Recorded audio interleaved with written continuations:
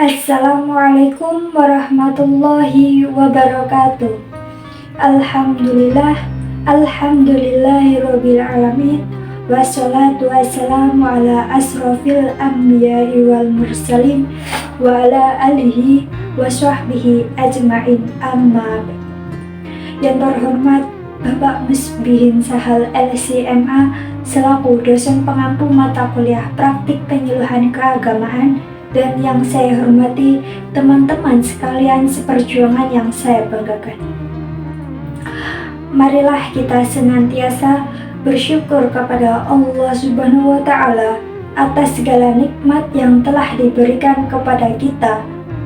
Sholawat dan salam semoga tercurahkan kepada junjungan Nabi kita, Nabi Muhammad SAW, keluarganya, sahabatnya, serta kita semua yang selalu berusaha mengikuti jalan hidup yang beliau contohkan. Pada kesempatan kali ini, saya ingin menyampaikan kultum saya tentang tawakal kepada Allah setelah berusaha. Hadirin yang dimuliakan Allah, dalam kehidupan ini kita sering dihadapkan pada berbagai tantangan dan ujian. Nah, untuk menghadapi ujian dan cobaan tersebut, Islam mengajarkan kita untuk selalu berusaha dengan sungguh-sungguh, kemudian bertawakal kepada Allah. Tawakal berarti menyerahkan sepenuhnya hasil dari usaha kita kepada Allah Subhanahu wa Ta'ala setelah kita ikhtiar sebaik mungkin. Allah Subhanahu wa Ta'ala berfirman dalam Al-Quran Surah Ali Imran ayat 159 yang berbunyi, A'udzu billahi minasyaitonir rajim. Bismillahirrahmanirrahim. Fa'idza azamta fatawakkal 'alallah. Innallaha yuhibbul mutawakkilin. Yang artinya, kemudian apabila kamu telah membulatkan tekad, maka bertawakallah kepada Allah. Sesungguhnya Allah menyukai orang-orang yang bertawakal kepadanya. Pada ayat ini, yaitu mengajarkan kepada kita bahwa setelah kita berusaha dengan sepenuh hati dan mengambil keputusan, kita harus menyerahkan segala sesuatunya kepada Allah. Ini bukan berarti kita menyerah tanpa usaha. Kemudian sebaliknya, kita harus berusaha semaksimal mungkin dan kemudian menaruh kepercayaan penuh kepada Allah Subhanahu wa Ta'ala atas apa yang telah kita usahakan. Kemudian Rasulullah SAW juga memberikan contoh yang sangat jelas tentang tawakal. Dalam sebuah hadis yang diriwayatkan oleh Imam Tirmidzi, beliau bersabda, seandainya kalian bertawakal kepada Allah dengan sebenar-benarnya tawakal, niscaya kalian akan diberi rezeki sebagaimana burung diberi rezeki. Ia pergi pagi hari dengan perut kosong, kemudian pulang di sore hari dengan perut kenyang. Pada hadis ini, yaitu menggambarkan bahwa burung pun berusaha mencari makan, dan Allah menyediakan rezeki baginya. Demikian kita sebagai manusia, kita juga harus berusaha dan bekerja keras sambil tetap yakin bahwa Allah Subhanahu wa Ta'ala akan memberikan rezeki hasil dari setiap usaha kita. Hadirin yang berbahagia, tawakal bukanlah sikap menyerah tanpa usaha.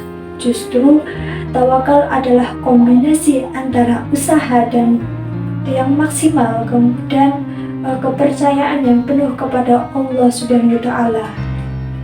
Seperti yang dicontohkan oleh Nabi Muhammad SAW dalam berbagai peristiwa. Beliau selalu berusaha dengan sungguh-sungguh dalam setiap urusan, baik dalam urusan berdakwah, perang, maupun dalam kehidupan sehari-hari. Dan kemudian beliau menyerahkan sepenuhnya hasilnya kepada Allah Subhanahu wa Ta'ala. Kita juga dapat menyontoh dari kisah Nabi Ibrahim alaihissalam. Ketika beliau dilemparkan ke dalam api, beliau berusaha sekuat tenaga untuk menyampaikan kebenaran kepada kaumnya. Namun ketika upaya yang dilakukan tersebut ditolak dan beliau dihadapkan pada hukuman yang berat, beliau kemudian tetap bertawakal kepada Allah, dan Allah pun menolongnya dengan cara yang tidak terduga. Tawakal ini juga mengajarkan kepada kita untuk tidak terlalu cemas atau stres terhadap hasil dari usaha kita, karena kita yakin bahwa Allah yang maha mengetahui, maha bijaksana, dan maha penyayang akan memberikan yang terbaik bagi hambanya. Ketika kita telah melakukan yang terbaik, kita serahkan hasilnya kepada Allah dan tetap bersyukur dalam segala keadaan. Hadirin sekalian, marilah kita selalu mengingat untuk berusaha dengan sungguh-sungguh dalam setiap aspek kehidupan, baik dari aspek pekerjaan, pendidikan, maupun dalam aspek ibadah. Selain itu, marilah kita bertawakal kepada Allah, meyakini bahwa segala sesuatu itu terjadi atas izin dan kehendaknya. Dengan demikian, hati kita akan menjadi tenang dan kita akan senantiasa berada dalam lindungan dan kasih sayangnya. Demikian kultum yang dapat saya sampaikan pada kesempatan kali ini. Semoga bermanfaat dan dapat meningkatkan keimanan serta ketakwaan kita kepada Allah Subhanahu wa Ta'ala. Mohon maaf atas segala kekurangan. Tugas ini yaitu untuk memenuhi tugas UAS mata kuliah praktik penyuluhan keagamaan. Akhirul kalam. Wassalamualaikum warahmatullahi wabarakatuh.